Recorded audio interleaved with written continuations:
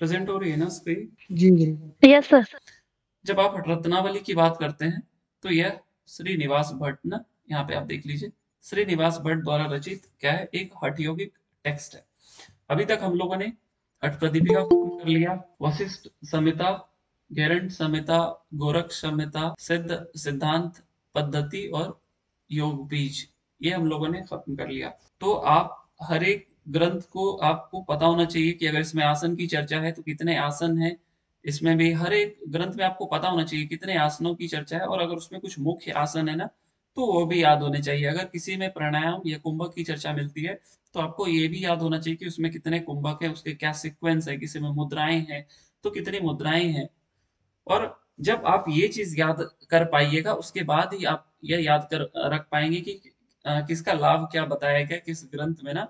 तो पहले आप धीरे धीरे स्टार्ट करना कि आसन के नाम आपको हर एक ग्रंथ में क्या लिखा हुआ है, और इन प्रॉपर सीक्वेंस याद रहना चाहिए। आइए यहाँ पे ये भी एक हठयोगिक टेक्स्ट है, और जो इनके पिता है ना उनका नाम सरवर है। निवास भट्ट जो हठयोगी रहे ना, ये बहुत विख्यात है, इन्होंने हर एक ग्रंथ पे लगभग टिप्पणी की है जो इंपॉर्टेंट है। इनका अगर कार्यकाल देखा जाए हठ रत्नावली का तो 1625 से 1695 एडी कहा जाता है, और इसमें भी 4 अध्याय हैं। यहाँ किसी पर्टिकुलर अध्याय का नाम नहीं दिया गया था, जैसे उसमें आसन, कुंभक, मुद्रा और नादानुसंधान। जो प्रथम उपदेश है ना, जैसे हठ प्रदीपिका में स्वामी स्वात्माराम जी आदिनाथ को नमस्कार करके स्टार्ट करते हैं ना, तो यहाँ पे भी वो श्रीनिवास भट्ट आदिनाथ को नमस्कार करके अपने ग्रंथ को स्टार्ट करते हैं, और वही बोलते हैं कि हठ रत्नावली ग्रंथ लिखना शुरू कर रहे हैं जो कि योगी जनों के लिए क्या है, एक कंठ आहार है ना। हठ प्रदीपिका में देखेंगे ना तो वहां बोला गया था ना कि यह जो योगी है उनके लिए सीढ़ियों के समान है ना। आप स्टार्टिंग के 2-3 श्लोक में ही वो चीज दिख जाएंगे ना कि योगियों जो राजयोग की प्राप्ति करना चाहते हैं ना उनके लिए क्या है, यह सीढ़ियों के समान बताया गया ना। और यहाँ पे इसको क्या बोला गया, कंठ आहार, कंठ आहार ना, कंठ में जो माला लगाते हैं ना उसके समान बताया गया। अब आगे क्या बोला गया है, अब इनकी ये अपने बारे में बताते हैं ना, वेदों उपनिषद पतंजलि कृत ग्रंथों ये सब पे इनकी रचना की है। मतलब ये बता रहे हैं कि बहुत विख्यात हैं, और इनके पिता के नाम सरवर हैं, ये श्लोक में ही बता देते हैं ना। तो यहाँ पे ये बताते हैं ना कि जो मत्स्येंद्र नाथ और गोरक्षनाथ ने, जिन्होंने जो हठ विद्या उनको पता था, और जो स्वामी स्वात्मा राम भी उन्हीं हठ विद्या को डिस्क्राइब किया अपने हठ प्रदीपिका में, उसी को ये यहाँ पे बता रही है। श्लोक वहां पे मिलता है क्या, हठ विद्या ही गोरक्षनाथ मत्स्येंद्राद्या विजानते, मिलता है क्या वहां पे, याद आ रहा है किसी को कि लगभग लगभग श्लोक सेम ही है ना कि मत्स्येंद्र गोरक्ष आदि जो हठ विद्या के मरपंग थे उन्हीं की कृपा से योगी स्वात्मा राम जी ने इन्हें जाना। और यहाँ पे फिर इन्होंने स्वात्मा राम जी को मेंशन कर दिया, और वही फिर बोल रहे हैं कि स्वयं निवास ने जाना, मतलब ये अपने बारे में बता रहे हैं। अब आगे फिर बोलते हैं कि भ्रांत्या भूमध्वान्ते राजयोगम जानता ना, कि जो भ्रांतियां बहुत फैल गई थी कि हठ योगी ये नहीं है वो नहीं, बहुत तरीके की इसमें भ्रांतियां फैल गई थी ना, तो उन्हीं को क्या सच है ना, और जो राजयोग की प्राप्ति करना चाहते हैं उनके लिए ही ये उपदेश दिया जा रहा है। ये चीज भी हम लोगों को हठ प्रदीपिका में देखने को मिली थी। अब यहाँ पे एक चीज याद रखिएगा, कि वर्ड याद रखिएगा क्या बोला गया है, अथा तो योग जिज्ञासा ना, ये वर्ड थोड़ा यूनिक है, और ये आपको शायद ही किसी हठयोगिक टेक्स्ट में देखने को मिलेगी ना। तो ये याद रखिएगा कि अथातो योग जिज्ञासा किससे संबंधित है, हठ रत्नावली से ना। इसी तरीके से वेदांत दर्शन पढ़िएगा ना, वेदांत दर्शन तो उसका जो पहला श्लोक है वहां पे मिलेगा आपको अथातो ब्रह्म जिज्ञासा ना। तो यहाँ पे क्या मिला, अथातो योग जिज्ञासा, वहां पे मिलेगा अथातो ब्रह्म जिज्ञासा। तो ये सब कुछ यूनिक वर्ड है, तो ये आप याद रखिएगा कि इसकी चर्चा आपको हठ रत्नावली में मिलती है। तो क्या बोल दिया गया, योग की चर्चा क्यों कर रहे हैं, योग क्या है, इसकी जिज्ञासा शांत करने के लिए ही योग शास्त्र को लिखा जा रहा है, मतलब योग का वर्णन करने जा रहे हैं ना। अब योग को श्रीनिवास भट्ट बताएंगे कि क्या है। तो अपान प्राण योस चपी जीवात्म परमात्मा ना, ये बताते हैं कि अपान और प्राण जब एक होते हैं ना, या जीवात्मा और परमात्मा जब होते हैं उसी को योग कहा गया। योग को कोई समाधि बोलते हैं क्या, याद है किन्हीं को पता है क्या, योग को समाधि भी कहा जाता है। युज समाधो जो है सर योग की परिभाषा। हाँ, तो वही मैं बोल रहा हूँ कि कहीं कहीं ना जब योग का अर्थ समाधि देखा जाता है, और जब हम लोग समाधि पढ़े थे, जी। समाधि की कितनी डेफिनेशन हम लोगों को हठ प्रदीपिका में मिली थी, और कहाँ पढ़ी थी और कितनी डेफिनेशन पढ़ी थी, कोई बताइए जरा। हम लोगों ने पढ़ लिया है तो ये मैं आपसे उम्मीद करूंगा कि आप लोग पढ़ चुके हैं ना। याद आ रहा है किसी को? सर 3 समाधि तो नादानुसंधान वाले चैप्टर में। हाँ बताइए जरा, तो क्या क्या था वहां पे? सर जीवात्मा और परमात्मा की एक रूपता हम्म। समाधि है। और और सर अ, मन और आत्मा एक साथ आ जाते हैं, तो इस पर इसको कंपेयर किया गया था किसी चीज से। हाँ वो नहीं मैं पूछूंगा, यही आप बताइए, मन और आत्मा, और कुछ क्या था? एक और था क्या कुछ? तो जी सर तीसरा था, याद नहीं आ रहा है। चित्त और प्राण था ना। मन। आत्मा और मन की एक रूपता समाधि कही गई है। उसी तरीके से चित्त और प्राण की एक रूपता और जीवात्मा और परमात्मा की एक रूपता ना। ये 3 डेफिनेशन याद रखिएगा। ये 3 डेफिनेशन हम लोगों को कहाँ मिलती है, जब आप नादानुसंधान पढ़ते हैं वहां पे ये देखने को मिलती है, ये 3 डेफिनेशन। अब यहाँ पे भी उसी चीज को बताया गया, क्या बोला गया देखिए, कि अपान और प्राण और जीवात्मा परमात्मा, इसी को क्या बोला गया, योग बोला गया ना। कि ये देखिए ना, योग विद्या अपान और प्राण या जीवात्मा परमात्मा के लिए, इसी को क्या बोलते हैं, योग बोला गया। और योग मतलब समाधि, अभी मैंने बताया युज समाधो में योग की परिभाषा समाधि कहा जाता है। अब जब आपको समाधि मिल गई, मतलब जब आपको योग हो गई, तो इसी चीज को यहाँ पे क्या बोला गया है, चित्त वृत्ति निरोध। इसी चीज को, इसी डेफिनेशन को महर्षि पतंजलि भी अपने योग सूत्र में कोट करते हैं। लेकिन वहां पे इसको योग की परिभाषा बोलते हैं, लेकिन जब आप हठ रत्नावली की बात करते हैं तो इसको महायोग कहा गया है। कि इसको सेम इसी डेफिनेशन को, चित्त वृत्ति निरोध वस्तु, इसी को महायोग कहते हैं, लेकिन योग सूत्र में इस चीज को केवल योग बोला गया ना, योगस चित्त वृत्ति निरोधा।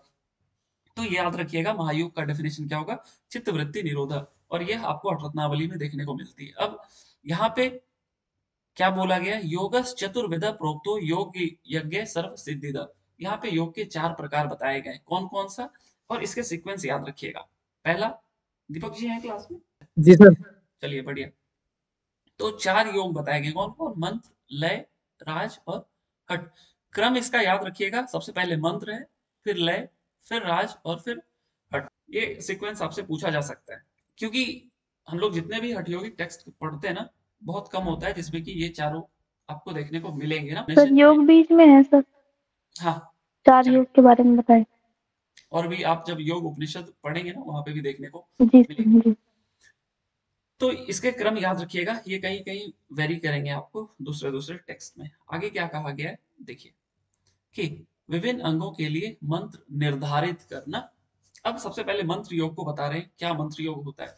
मैंने आप लोगों को न्यास बताया था, किसी को याद आ रहा है न्यास वर्ड कहाँ सुना था? बोलिए सर बोलिए। नाड़ी शुद्धि में सहमनु नाड़ी शुद्धि। घेरन संधि समनु में। हाँ, केरन संहिता। गुरु आदि न्यास, तो मैंने न्यास का भी कुछ अर्थ बताया था, याद आ रहा है किसी को? सर राजयोग नहीं नहीं, की न्यास, प्राप्ति। न्यास का अर्थ कुछ बताया था क्या? जो था जो गुरुओं की। नहीं याद आ रहा? चलिए मैं बता देता हूँ थोड़ा सा। मैंने बताया था कि हम लोग न्यास जो है ना, आपका एक तांत्रिक प्रैक्टिस होती है, जिसमें कि आप क्या करते हैं, मंत्रों को अपने अंगों में स्थापित करते हैं ना, जो योग निद्रा प्रैक्टिस करते हैं ना, उसमें हम लोग केवल अंगों के नाम बोलते हैं। अगर वो संस्कृत में बोलेंगे तो बहुत कॉम्प्लिकेटेड हो जाएगा। तो जो योग निद्रा डिराइव किया गया वह आपकी एक तांत्रिक प्रैक्टिस से ही, और उसमें जो तांत्रिक प्रैक्टिस होती है उसमें हम लोग प्रॉपर संस्कृत के श्लोक बोलते हैं ना, आपको वो मैं दिखाता हूँ। और ये कटिंग आपके योग निद्रा से ही लिया गया है ना। यहाँ पे हम लोग क्या बोलते हैं देखिए ना, क्या बोला गया, कि न्यास का अभ्यास बैठ कर किया जाता है ना। इसमें क्या होता है, मंत्रों का प्रयोग करते हैं, और जिन्हें शरीर के विभिन्न अंगों में स्थापित कर वहां मंत्र के स्पंदन का अनुभव किया जाता है ना। मंत्र बोलते हैं और उस अंगों को महसूस करते हैं ना। पहले उस अंग विशेष का नाम लिया जाता है, फिर उसे मानसिक रूप से देखा या स्पर्श किया जाता है। मंत्रों को वहां स्थापित किया जाता है ना। जैसे अंगूठे के लिए जो मंत्र होगा, ओम ह्राम अंगुष्ठाभ्याम नमः। तर्जनी के लिए ओम ह्रीम तर्जनीभ्याम स्वाहा। मध्यमा ओम ह्रूम मध्यमाभ्याम वस्त ना। तो इसी तरीके से यहाँ पे जो आपको बताया गया, क्या बोला गया है, कि विभिन्न अंगों के लिए मंत्र निर्धारित कर ना, जो मंत्र अभी मैंने बताया ना, उसी तरीके से विभिन्न अंगों के लिए भी मंत्र होंगे, और विद्वान पुरुष मंत्रों का उच्चारण करते हैं ना, जो अभी मैंने उच्चारण किया। इस प्रकार किसी के द्वारा भी सिद्धि की प्राप्ति की जा सकती है, और इसी को यहाँ पे मंत्र योग बोला गया ना। जो न्यास परंपरा, एक्चुअली में उसी को मंत्र योग भी हम लोग बोल सकते हैं ना। तो वही चीज यहाँ पे हो गया, इसको याद रखिएगा। क्लियर है सभी को?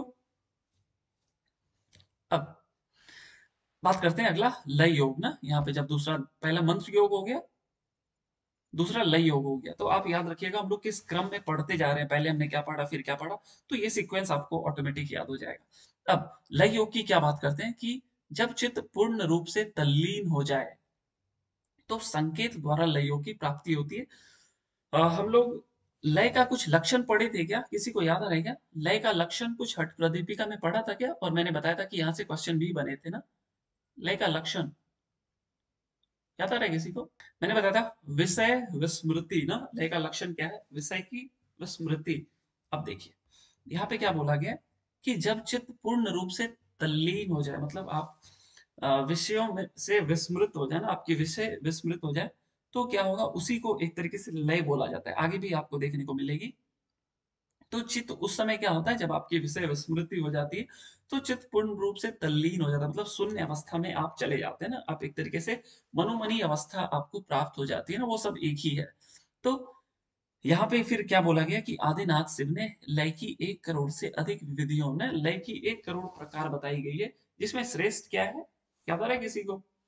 लय में नादानुसंधान श्रेष्ठ है। तो यहाँ पे क्या बोला गया कि आदिनाथ ने शिव ने लय की 1 करोड़ से किए और इनके अलग अलग विधियों का उल्लेख किया गया है। आगे देखने को मिलेगा ये चीज ना। अब देखिए इसी के बारे में और क्या बताया जा रहा है कि लय योग साधना में योगी अपने सिर को पीछे की ओर ले जाते हैं और भ्रिकुटी के मध्य में दृष्टि एकाग्र करते हैं ना। तो इस दौरान क्या होती है, आपकी दृष्टि भ्रूमध्य में हो जाती है ना, मतलब एक तरीके से सांभवी मुद्रा लग जाती है और मृत्युंजय पर ध्यान केंद्रित करें। यही संकेत विधि है ना, इसको संकेत विधि भी बताया गया है। इसको याद रखिएगा कि भ्रू मध्य दृष्टि मात्र ना पर संकेत उच्यते ना।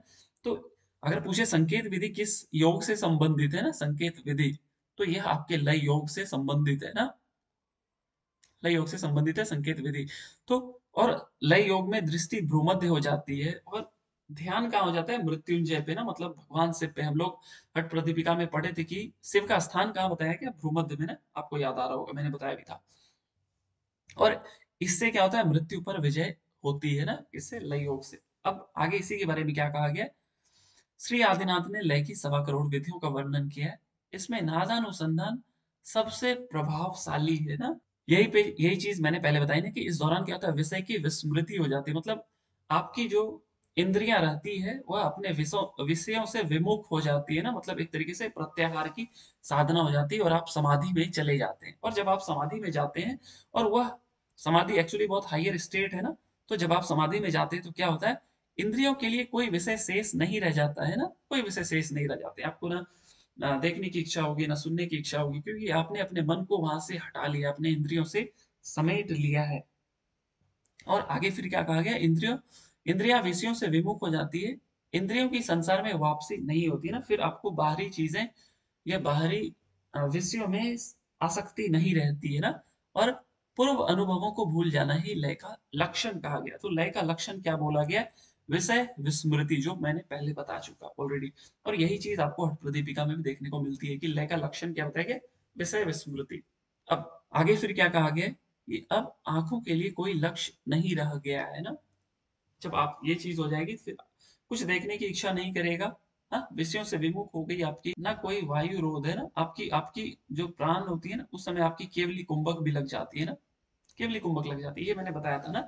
जब आपकी केवली कुंभक कुंभक लगती है, उसी समय उन्मनी मनोमनी वो अवस्था, समाधि की अवस्था होती है ना, जब केवली कुंभक। तो वही यहाँ पे बोला गया, ना ही कोई वायु रोध है और ना ही चित्त देश काल से बंधा है ना, चित्त एकदम शून्य में चला गया है ना, वो एकदम स्पेस और टाइम से अलग हो गया है। और धारणा ध्यान के अभ्यास के लिए कोई परिश्रम करने की आवश्यकता नहीं है। आपको पता है कि धारणा ध्यान जो है ना, समाधि से निम्न है ना, पहले धारणा आती है, फिर ध्यान आती है, फिर समाधि आती है। लेकिन जब क्या हो गया, आप ऑलरेडी समाधि की स्टेज में पहुंच गए हैं ना, तो क्या होता है, फिर धारणा और ध्यान के लिए आपको परिश्रम नहीं करने की आवश्यकता होती है। और यही जो समाधि लगी है, इसी को क्या कहा गया है, राजयोग समाधि। हम लोग जानते हैं ना, राजयोग को अष्टांग योग भी कहते हैं ना। तो जब ये समाधि लग गई तो आपको धारणा ध्यान के लिए परिश्रम करने की आवश्यकता नहीं है। और जब ये चीज आपके साथ होती है, जब आपको समाधि की प्राप्ति होती है, तो चित्त की जो अवस्था होती है ना, क्योंकि चित्त वृत्ति निरोध है ना, तो वो क्या होती है, जो चित्त होती है, ना ही जागृत रहती है, ना ही सुषुप्त, और ना ही मृत, ना ही जीवित ना। तो ये याद रखिएगा कि न जागरो नास्ति सुषुप्ति भावो, न जीवितम न मरणम न चितम, कि न जागृत रहती है, न आप सुषुप्त रहते हैं, न मृत न जीवित ना, उसी को क्या बोला गया, राजयोग। और इसके कारण क्या होता है, चित्त स्थिर हो जाते हैं और अहंकार की भावना नष्ट हो जाती है जब आपको राजयोग की प्राप्ति होती है। तो यहाँ पे चारों योगों को डिफाइन कर दिया गया। अब बात करेंगे किसकी, हठयोग की। लेकिन उससे पहले क्या बोलते हैं कि राजयोग उद्देश्य के बिना आसन प्राणायाम मुद्रा प्रभाव नहीं रहता ना। आप जब राजयोग की प्राप्ति कर रहे हैं तो उस दौरान आपको आपको पता रहता है ना कि आप आसन प्राणायाम कुंभक कर रहे हैं, क्यों, केवल और केवल राजयोग की प्राप्ति के लिए ही ना। अगर आप राजयोग की प्राप्ति के लिए नहीं कर रहे हैं तो वो सब क्या है, व्यर्थ हो जाते हैं ना। तो अगर आप आसन कुंभक और दिव्य मुद्राएं राजयोग की प्राप्ति कराते हैं, अगर नहीं कर रहे हैं राजयोग के लिए, तो ये क्या है, निरर्थक है, ये व्यर्थ है। अब यहाँ पे हठयोग के अंग की चर्चा की गई, क्या क्या बोल दिए गए, 10 मुद्राएं, वही हठ प्रदीपिका वाली, सेम एज हठ प्रदीपिका, 8 कुंभक, 8 शुद्धि क्रियाएं और 84 आसन ना। अब यहाँ पे हम लोग 9 कुंभक पढ़ेंगे, लेकिन आगे क्लियर हो जाएगा क्या 9वां कुंभक क्या है। अभी के लिए याद रखिएगा कि श्लोक में आपको यहाँ देखिए ना क्या लिखा हुआ है, कर्मण्य मतलब कर्म जो नेति धौति की बात करते हैं ना, उसको अष्ट कर्म बोला गया। तो कर्मण्य अष्टौ चौ कुंभका, मतलब चौ इसी में बोल दिया गया और कुंभक भी 8 बोल दिए गए हैं। तो अभी के लिए याद रखिएगा 8 कुंभक मिलते हैं, आगे क्लैरिटी खुद ब खुद हो जाएगी। यहाँ पे 84 आसन है ना, एक बार हम लोग सारे आसनों को रिवाइज कर लेते हैं। दीपक जी हैं क्या, जी सर। हठ प्रदीपिका में कितने आसन, सर चतुरंग योग की चर्चा की 15 आसन। वशिष्ठ संहिता में कितने आसन, वशिष्ठ संहिता में सर अष्टांग योग की चर्चा की है, आसन उसमें बताइए निवेदिता जी, कोई बता दीजिए। सर 10 आसन है। संहिता ना, गोरक्ष संहिता, 32। गोरक्ष संहिता में 32 आसन मिल गए। तो घेरण संहिता नहीं में सर, गोरक्ष सर 2 आसन, 2 आसन, सिद्धासन पद्मासन। हाँ बढ़िया। जी सर। घेरण संहिता में और 32 आसन, सिद्धांत कितने पद्धति में सर कितने 3 है। सिद्धासन 3 सिद्धासन, स्वस्तिकासन, पद्मासन। और योग बीज में, कोई आसन नहीं है सर। सर चलिए नहीं।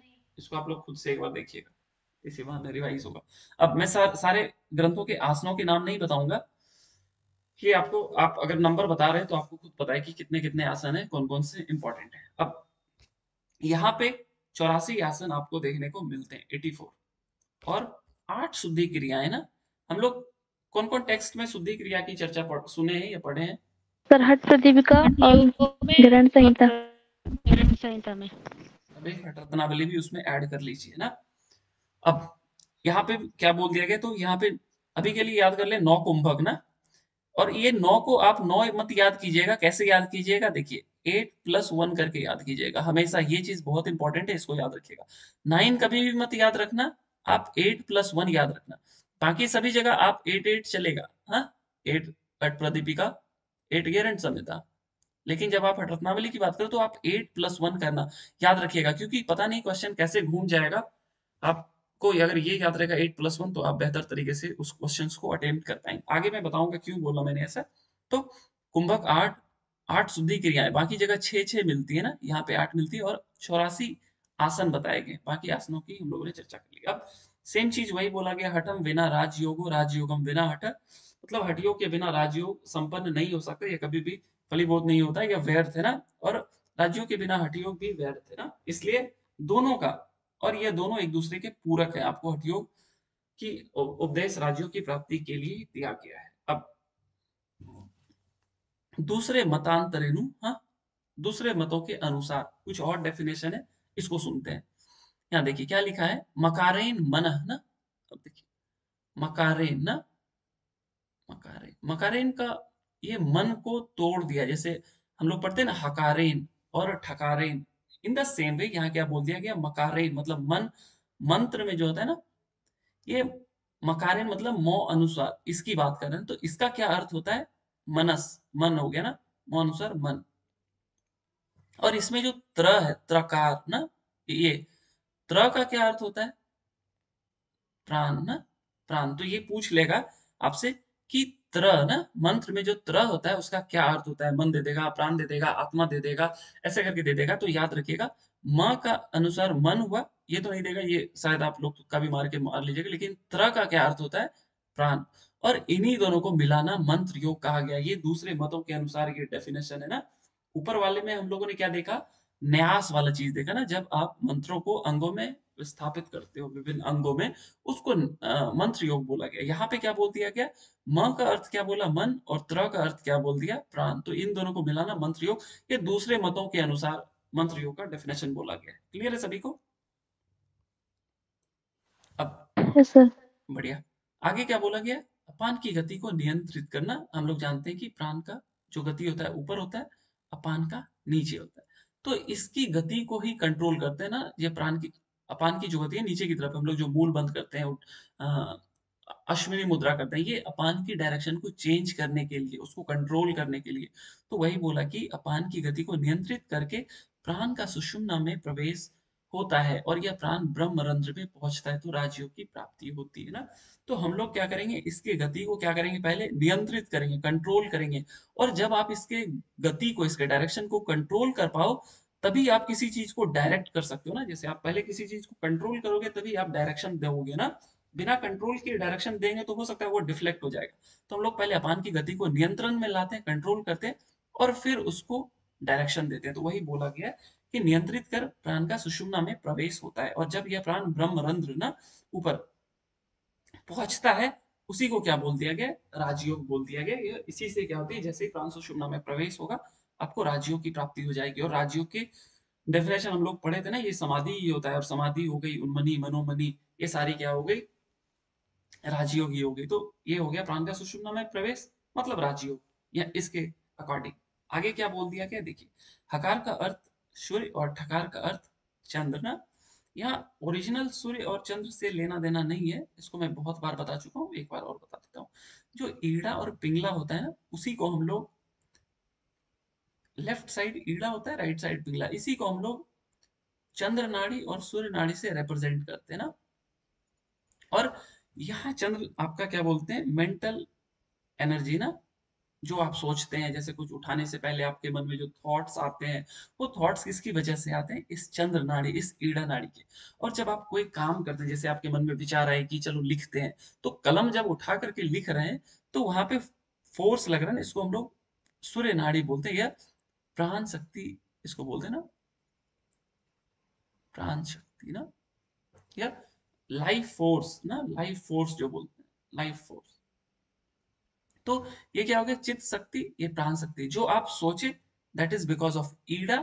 जब आप कर रहे हैं, लिख रहे हैं, दौड़ रहे हैं, खा रहे हैं, that is because of Pingala. और जब ये दोनों बैलेंस होंगे तो क्या होगा? यही, इसी को हठयोग बोलते हैं ना। तो क्या बोल दिया गया कि सूर्य और चंद्र के संतुलन ना, संतुलन मतलब बैलेंस, हार्मनी। जब ये हार्मनी होगी, अर्थात संयोग होगा, उसी से क्या होगा? हठयोग की प्राप्ति होगी। तो जब ये दोनों फोर्स बैलेंस होंगे, तब क्या होगा? प्राण का संचार सुषुम्ना में होगा। और उससे क्या होगा? जब प्राण का संचार सुषुम्ना में होगा, तो आपको राशियों की प्राप्ति होगी। सारे एक दूसरे से इंटरलिंक है ना। तो आप इस तरीके से इसको समझिएगा। अब आगे बोला गया, क्या बोला गया? कि अनवरत अभ्यास से जवान, बूढ़ों, रोगग्रस्त और कमजोर सभी को योग के सभी स्वरूपों में सफलता होती है। क्या हम लोग इस श्लोक को कहीं पढ़े थे क्या? हठ प्रदीपिका में, युवा दीपिका अति में वृद्धो पढ़े हैं। अपि व्याधितो दुर्बलो अपि वा। याद आ रहा है किसी को? जब कुंभक वाला अभ्यास पढ़ते हैं ना, वहां पे जब जाइएगा ना, तो ये श्लोक दिखेगा सेम की। और यहाँ पे मैंने क्या बोला था कि आप जो है ना, इसके क्रम को याद रखिएगा। युवा, वृद्ध, अति वृद्ध, उसके बाद व्याधि, तो ना जो बीमार है ना, जो व्याधि से ग्रसित है, और उसके बाद जो दुर्बल है ना। ये क्रम मैंने बताया था, फिर से यही चीज मिला ना। युवा, वृद्धो अपि व्याधितो दुर्बल हो ना, यहाँ अपि वृद्धो हो ना, यहाँ पे देखिएगा ना, अपि वृद्धो ना, ये देखिए ना, जवान, बूढ़ो, रोगग्रस्त एवं कमजोर। यहाँ पे वृद्धोपि ना, ये लिख दिया है, युवा भवति वृद्धोपि ना। इसके अभ्यास से क्या होता है? तो सभी स्वरूपों में सफलता प्राप्त होती है। ये चीज भी वहां पे देखने को आपको मिलती है ना, कि अभ्यास में आप दूध आदि का सेवन कर सकते हैं, लेकिन बाद में इस तरीके की कोई आवश्यकता नहीं रहती है ना, ये चीज हम लोगों ने देखा था। अब वहां पे किन लोगों को सत्कर्म करने के लिए बोला गया था, किसी को याद आ रहा है क्या? सत्कर्म किस सभी के लिए था क्या? नहीं सर, जो कफ आदि रोग जिसके रहते हैं, जिसका सत्र वो वात जिसका संतुलित हो कफ उसके लिए बैलेंस बोला ना। गया था। वो सीधे कुंभक कर सकते हैं। मैंने ये पूछा कि इनको करने के लिए बोला गया था। इसका मेद और सर मेद कफ और वात कफ पित्त कफ संतुलित ना हो कफ उनको। प्रकृति वाले के लोग। जिनका श्लेष्मा और मेद बढ़ा हुआ हो ना, जिनके कफ और मोटापा बढ़े हो, उनको बोला गया था। अन्यथा कंपलसरी नहीं था ना, ये चीज थी। यहाँ पे भी वही चीज बोल दिया गया ना कि आप अगर अभ्यासी जो प्रैक्टिशनर है, अगर कफ जन्य है तो उनको क्या करना चाहिए, दोषों को दूर कर लेना चाहिए। किन किनकी सहायता से? शुद्धि क्रियाओं की अपेक्षा ना, शुद्धि क्रियाओं की सहायता से, आशा से करने से। और अगर आप ऐसा नहीं करते हैं तो क्या होंगे? अनेक रोग उत्पन्न होंगे ना। अगर आपने कफ जन्य को पहले नहीं खत्म किया विद द हेल्प ऑफ षटकर्म और अष्टकर्म, तो फिर क्या होंगे? अनेक रोग उत्पन्न होंगे। अब संतोष जी, आप मेरे को षटकर्म का क्रम बताए तो, जो हट प्रदीपिका में है, षटकर्म का सर क्रम। धोती, हम्म। ते, बस्ते, नेते, त्राटक, नौली, कपालभाति। सही है क्या निवेदिता जी? जी सर सही है। धोती, बस्ती, नेति, त्राटक, नौली, कपालभाति। हाँ, अब आप गेरेंट समिता का बता दे तो। मैं सर नहीं, हम हाँ निवेदिता जी बताइए। धोती, बस्ती, नेति, नौली, त्राटक, कपालभाति। बढ़िया, केवल ये इंटरचेंज हो जाता है ना। अब हम लोग जनरली क्या होता है, हट प्रदीपिका गेरेंट समिता के ही याद रखते हैं ना, लेकिन मैं आपसे आशा करूंगा कि आप इसके भी, हट रत्नावली के भी याद रखिएगा। चक्र कर्म के लिए क्या बोला गया है? पायु नाले ना, आप अपने गुदा प्रदेश में क्या करेंगे? प्रसार्य अर्धम उंगलिम भ्राम्ये देवी ना, क्या करेंगे? आप अपने आधी उंगली को मल द्वार के अंदर डालकर सभी दिशाओं में घुमाएं, और जब तक मल द्वार शिथिल नहीं हो जाए, यही चक्री कर्म है। क्या हम लोगों ने ये चीज कहीं पहले पढ़ी थी क्या, किसी टेक्स्ट में? किसी को याद आ रहा है? बताइए।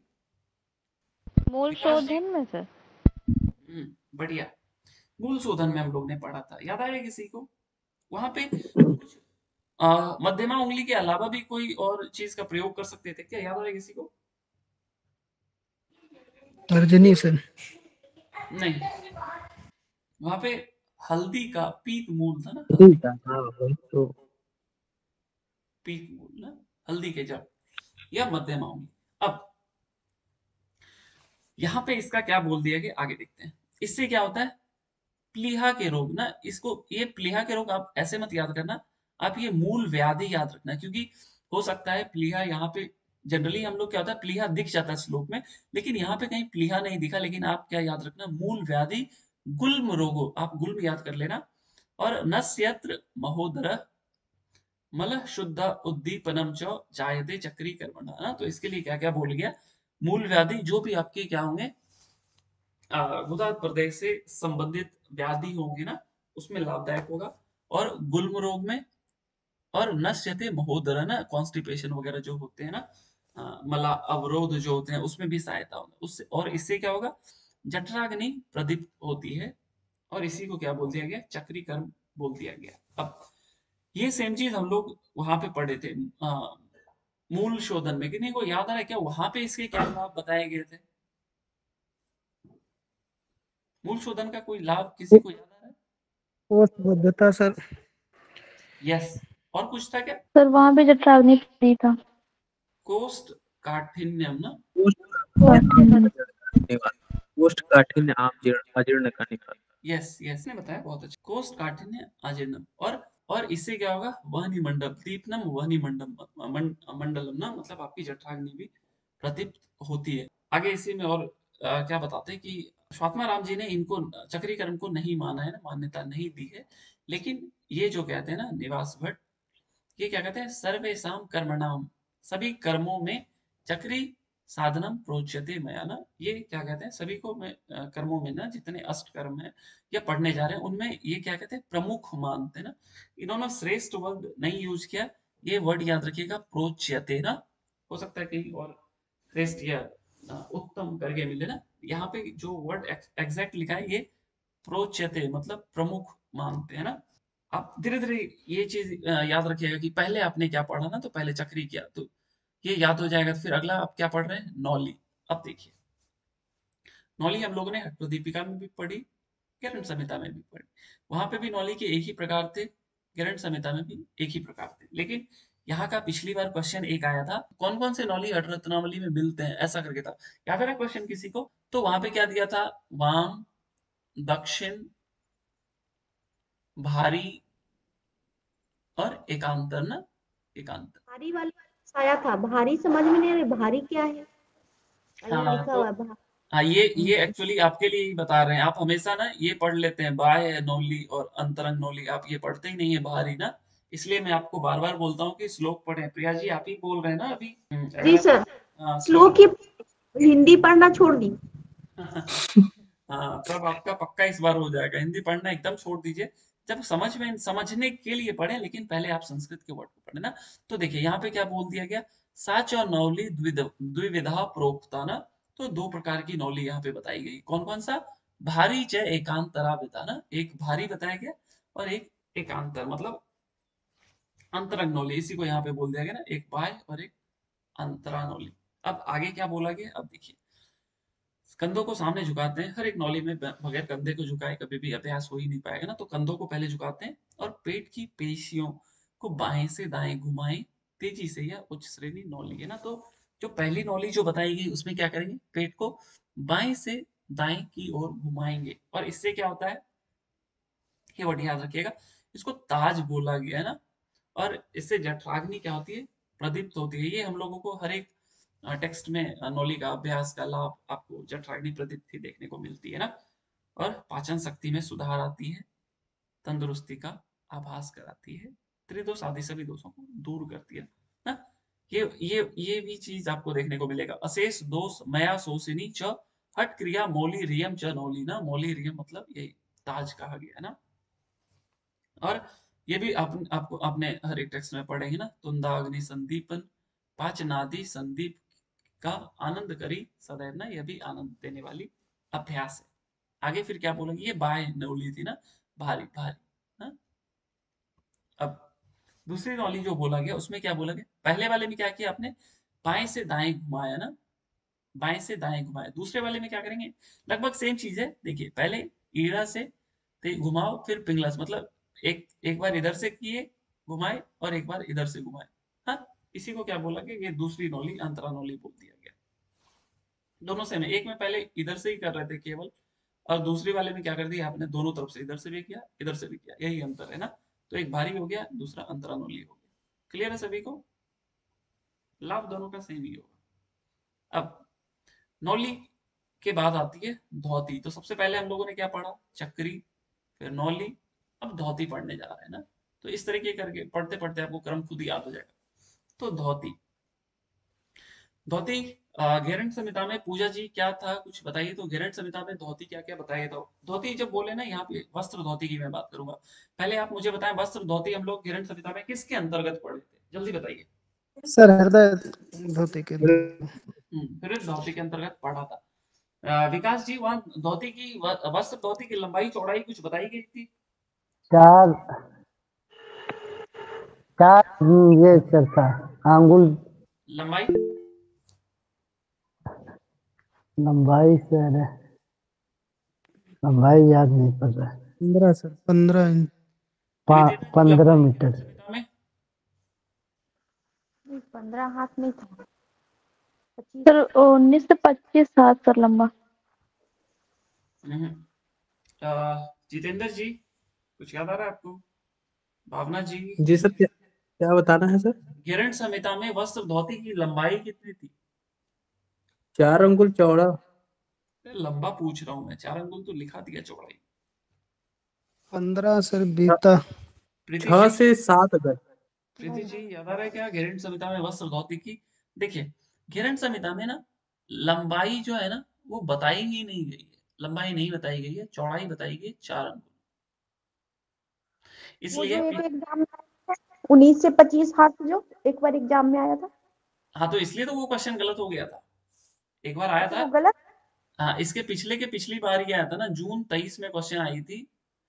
वहां पे आपको सॉरी, घेरन संहिता में वस्त्र धोती की लंबाई दे दी गई थी और वो क्वेश्चन गलत हो गया था ना। वहां पे लंबाई नहीं बताई गई है, केवल चौड़ाई बताई गई 4 अंगुल। लेकिन वो जब तो आप किसी बता हाँ, दिए कि कौन से, कोई टीचर बता थे, वही दिमाग में बैठा था कि कोई एक बुक है कौन सा उसमें है। आप जब ग्रंथाकार देखिए देखेंगे तो आपको वहां पे मिल जाएगी ना, लेकिन मैं श्लोक की हमेशा बात करूंगा, क्योंकि जो भी नेट के एग्जाम में पूछे जाते हैं ना वो श्लोक बेस्ड ही रहते हैं, ग्रंथाकार ने क्या लिखा उससे कोई फर्क नहीं पड़ता है ना। जैसे यहाँ पे अभी मैंने ये एग्जांपल दिया ना नौली वाला, यहाँ पे भी तो लिखा हुआ है अंतरंग और बाह्य, क्या वहां पे बाह्य और अंतरंग था क्या? नहीं, वहां पे भारी और एकांतर था, वाम और दक्षिण दे दिया था ऑप्शन में ना। तो ये याद रखिएगा, वाम और दक्षिण यही चीज होती है ना, जब आप गेरंड संहिता पढ़ेंगे वहां पे भी आपको वाम दक्षिण मिलेंगी, लेकिन वो ग्रंथाकार ने लिखा है कि ये नौली के प्रकार होते हैं ना, ये चीज मैंने पिछले क्लासेस में जो आपने पूछा था कि नौली के प्रकार बताए गए क्या गेरंड संहिता में, बताए गए, लेकिन वहां पे केवल एक ही प्रकार बताया गया, केवल नौली लिखा गया, वाम दक्षिण करके भारी एकांतर करके कुछ नहीं बताया गया। लेकिन यहाँ पे प्रॉपर श्लोक में आपको दिख रहा है ना, तो यही चीज याद रखिएगा कि घेरंड संहिता में 4 अंगुल चौड़ा बताया गया, लंबाई की चर्चा नहीं की गई है। हट प्रदीपिका में जब बात करते हैं तो लंबाई कितनी बताई गई है, जल्दी बताइए।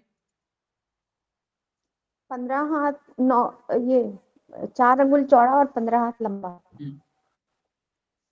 4 अंगुल चौड़ा और 15 हाथ लंबा बताया गया हट प्रदीपिका में, ये बताई गई घेरंड संहिता में। अब देखिए यहाँ पे क्या बोल दिया गया, विंसद ना, विंसद हस्त प्रमाणेन 20 हाथ ना, विंसद हस्त, विंसति मतलब बताया था ना, तो यहाँ पे क्या बोला गया, विंसद हस्त प्रमाणे ना धौत वस्त्रम सुदीर्घतम ना, दीर्घ मतलब लंबा, कितना, विंसद हस्त 20 हाथ, ये लंबा, लंबा। चौड़ाई क्या बोल दिया गया, चतुर अंगुल विस्तारम ना, तो चौड़ाई हो गई 4 अंगुल, सेम हट प्रदीपिका जैसी और सेम घेरन संहिता। और लंबाई में थोड़ा सा डिफरेंस हो गया, तो सिक्तम चैव सनैर ग्रसित, तो उस गीले कपड़े को क्या करना है, धीरे धीरे खाना है या निगलना है ना। तो 4 अंगुल चौड़ा और 20 हाथ लंबा, ये याद रखिएगा। उसको खाएंगे और फिर क्या करेंगे, बाहर निकालेंगे, उसी को हम लोग क्या बोलते हैं, धोती। अब धोती का घेरन संहिता में लाभ बताइए जल्दी से, कौन बताता है, जल्दी देखिए, देखते। हिक्का का श्वास हिक्का का श्वास था क्या घेरन संहिता में? सर गुल्म, गुल्म ज्वर यह प्लीहा कुष्ठ कुष्ठ रोग नाश कफपित्तम हो। आरोग्यम बल पुष्टि। Yes, yes, yes, very nice. और हट प्रदीपिका में क्या था? प्रदीपिका में था सर कांस श्वास प्लीहा का कुष्ठ। श्वास पिल्हा कुष्ठ कफ रोग। बहुत अच्छा, बहुत बहुत अच्छा, कफ रोगांश क्या विंसति ना, यहाँ पे ना, हाँ, बहुत अच्छा बताया उन्होंने। क्या बोला, गुल्म ज्वर प्लीहा कुष्ठ, और ये छोड़ दिया, कफ और पित्त की चर्चा मिलती है कहाँ, ये घेरन संहिता की ना, घेरन संहिता में कफ और पित्त मैंने बताया था कि जितनी हृद होती है ना, हृद होती में 3 होते हैं ना, दंड, वमन और वस्त्र, तीनों में आपको कफ और पित्त, कफ और पित्त, कफ और पित्त देखने को मिलते हैं। लेकिन एक और चीज मिलता है, जब दंड की बात करते हैं ना, क्या मिलता है, क्लेद ना, क्लेद मिलता है। अब ये साथ याद रखिएगा, गुल्म ज्वर प्लीहा कुष्ठ कफ पितम विनश्यति ना, और आरोग्यम बल पुष्टि। अब मैं थोड़ा सा पूछना चाहूंगा, बल पुष्टि मैंने बताया था कहीं कहीं और, बताइए तो पूरे घेरन संहिता में बल पुष्टि कहाँ बताया था, याद आ रहा है किसी को?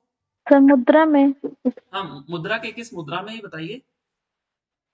अश्वनी मुद्रा। बहुत अच्छा, बहुत बहुत अच्छा। और किसी में बताया था क्या बल पुष्टि, प्रॉपर श्लोक में लिखा हुआ, किसी को याद आ रहा है?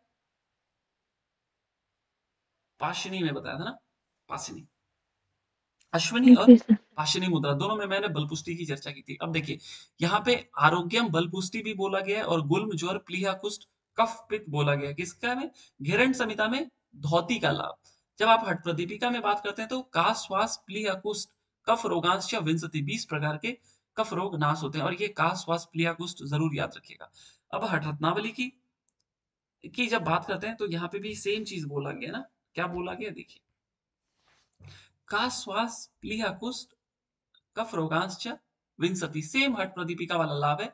लेकिन ये मैंने आपको गिरणत संहिता में इसलिए दिखा दिया ताकि आपको याद रखे। गिरणत संहिता में क्या बोला गया, आरोग्यम, बलपुष्टि भी बोला गया, बलपुष्टि और जल्दी बोलिए, अभी दिखाया था ना मैंने। गुल्म ज्वर प्लीहा क्लियर था क्या? प्लीहा था सर, गुल्म ज्वर प्लीहा कुष्ठम। कुष्ठ और कफ पित्त सर ना, कफ पित्त भी। जी कफ सर। पित्त और आरोग्यम बलपुष्टि, ये आपके गिरणत संहिता के हो गए।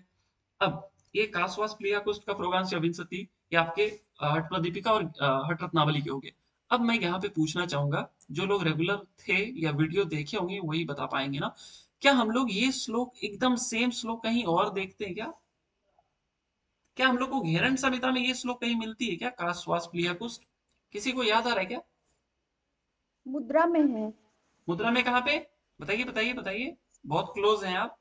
जब आप कंप्लीट लाभ देखते हैं ना, कंप्लीट लाभ, मुद्रा के कंप्लीट लाभ देखेंगे ना, तो वहां पे आपको ये चीज देखने को मिलती है। क्या मैंने नहीं लगाया क्या? एक सेकंड दिखाता हूँ ना। ये देखिए ना, का श्वास प्लीह कुष्ठ कफ रोगांस, यहाँ केवल क्या दे दिया, श्लेष्मा रोग ना विंशति।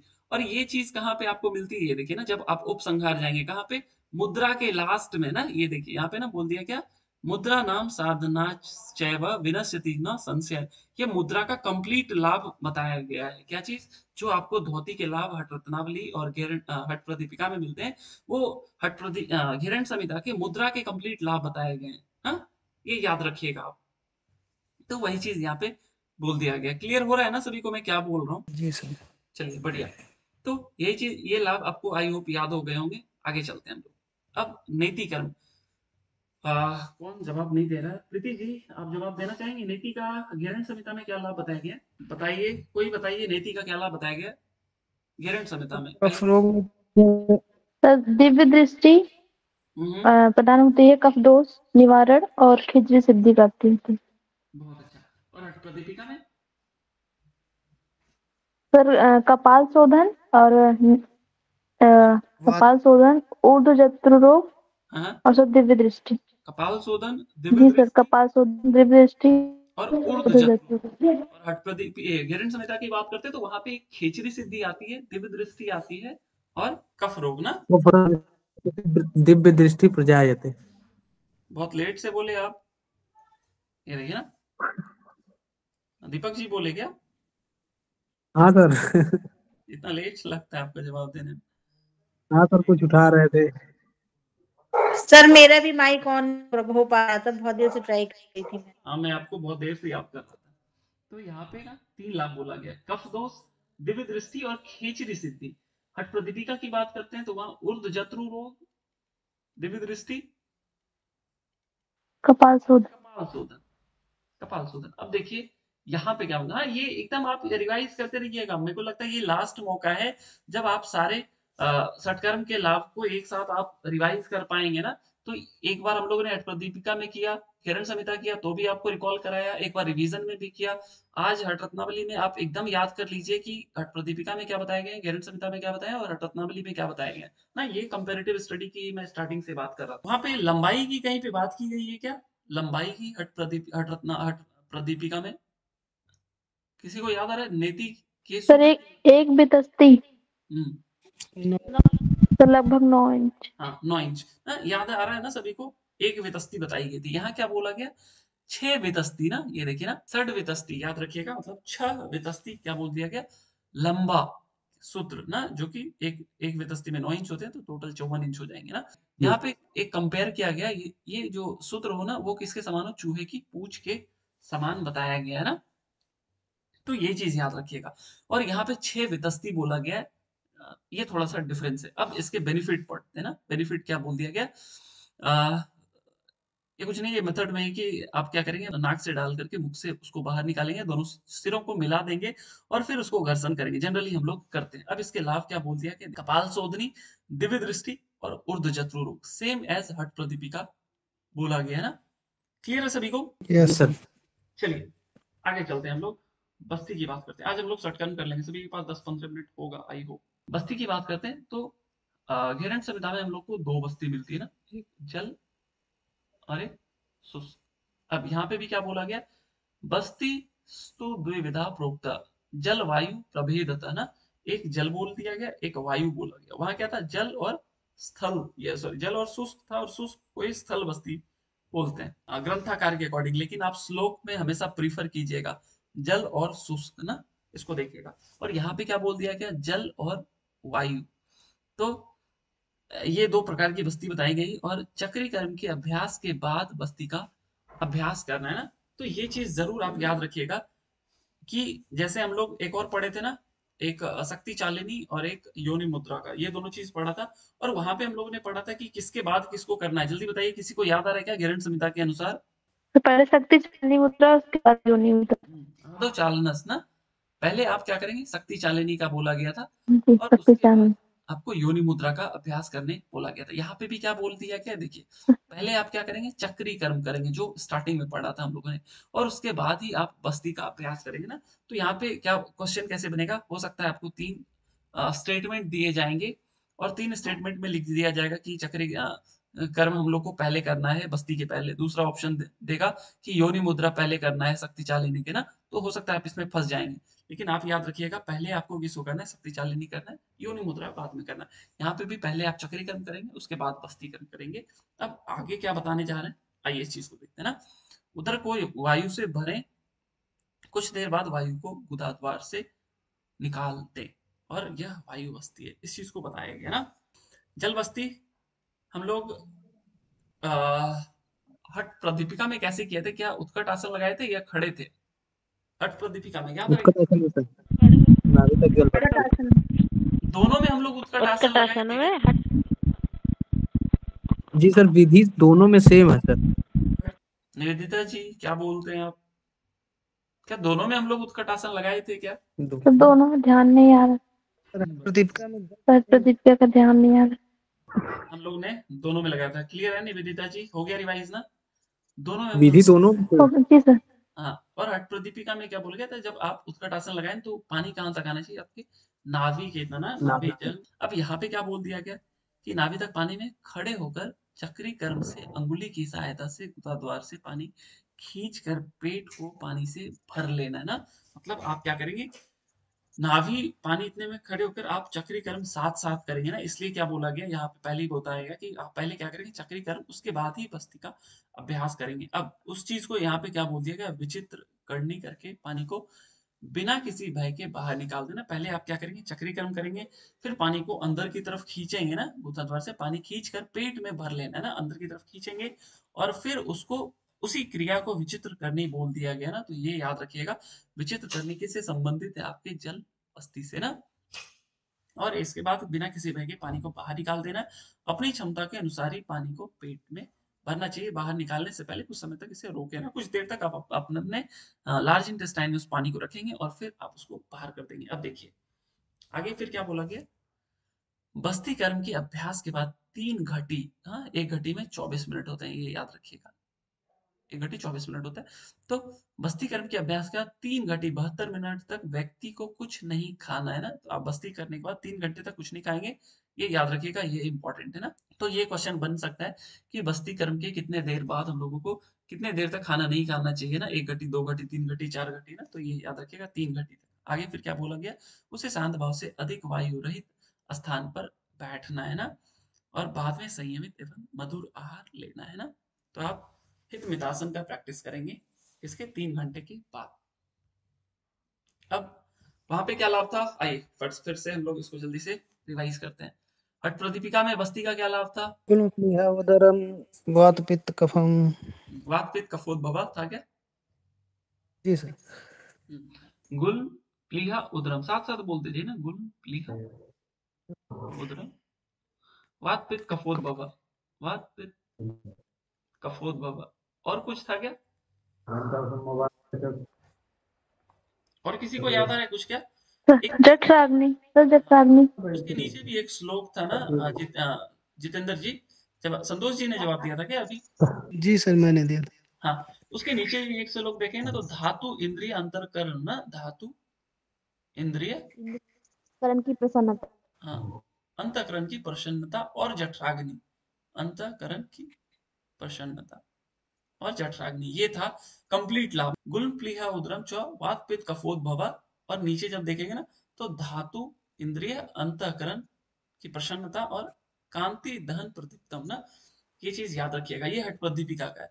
गेरंट संहिता की जब आप बात करते हैं, गेरंट संहिता का कोई बताएगा क्या था गेरंट संहिता का वस्ती का लाभ? प्रमेहम सर, प्रमेह वाला था, उदरवात प्रमेह और कामदेव का कामदेव के शरीर। समान कामदेव के समान सुंदर, सुंदर। यस। रोगों का समन, और कुछ छूट रह गया? कोष्ठ एक सर दोष, गैस का था, हाँ। क्रूर वायु सर। यस, क्रूर वायु। यहाँ पे क्या बोल दिया गया? ये पहले मैंने बता दिया था ना कि हठ प्रदीपिका से बहुत मिलते जुलते लाभ होंगे, तो सेम चीज लिख दिया। क्या बोल दिया गया?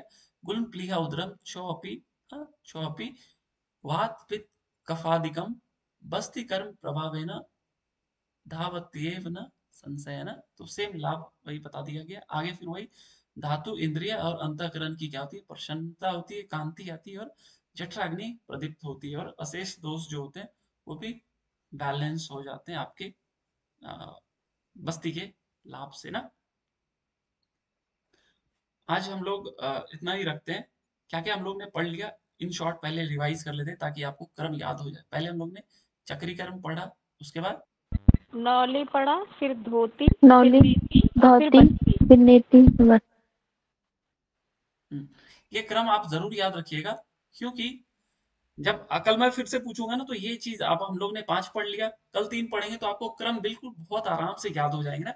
केवल आपको ये दिमाग पे जोर देना है कि पहले मैंने क्या पढ़ा, फिर मैंने क्या पढ़ा, फिर मैंने क्या पढ़ा ना। तो सबसे पहले हम लोग ने चक्रीकरण पढ़ा, उसके बाद बाह्य और भारी और एकांतर नौली की चर्चा की, फिर वस्त्र धोती की चर्चा की, फिर नेति में सूत्र की लंबाई की चर्चा की, उसके बाद बस्ती की चर्चा की ना। उसके पहले हम लोग ने 4 योग का क्रम पढ़े थे। 4 योग कौन कौन सा पढ़े थे जल्दी बताइए तो क्रम से। मंत्र योग, लय, मंत्र योग, लय योग, हठ योग और राज।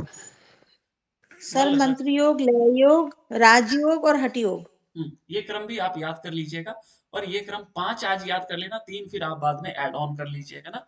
और साथ साथ क्या कीजिएगा, आप जाकर के एक बार हठ प्रदीपिका और गेरंट संहिता के बुक को आप देख लीजिएगा ना।